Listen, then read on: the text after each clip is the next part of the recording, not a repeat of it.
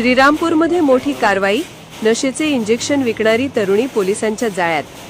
श्रीरामपूर शहर पोलिसांनी आज दुपारीच्या सुमारास नॉर्दर्न ब्रांच परिसरात मोठी कारवाई करत विनापरवाना नशेचे इंजेक्शन विकणाऱ्या एका 25 वर्षीय तरुणीला अटक केली आहे। तिच्या ताब्यातून मेफेटरमाइन इंजेक्शनच्या 50 सीलबंद बाटल्या जप्त करण्यात आल्या आहेत, ज्याची किंमत हजारो रुपये आहे।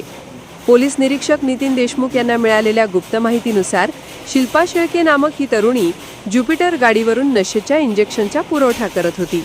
पोलिसांनी भर पावसात सापळा रचून तिला रंगेहात पकडले।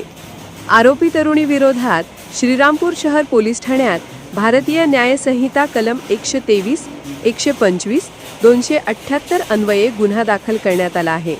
उपविभागीय पोलीस अधिकारी जयदत्त भवर यांनी माहिती देत शहरात नशेचा व्यवसाय करणाऱ्या रॅकेटचा पर्दाफाश करण्यासाठी पोलीस कारवाई अशाच पद्धतीने सुरू राहणार असून नागरिकांनी या संदर्भात पोलिसांना माहिती द्यावी असे आवाहन केले आहे। सुजाण नागरिक म्हणून पोलिसांनी तसेच शहरवासियांना न्यूज 24 कडून कुठल्याही गुंड प्रवृत्तींना न घाबरता शहर पोलिसांना सहकार्य करावे व शहर वाचावे असे आवाहन करण्यात येत आहे। आपली तरुणाई शहराचा गर्व असावा।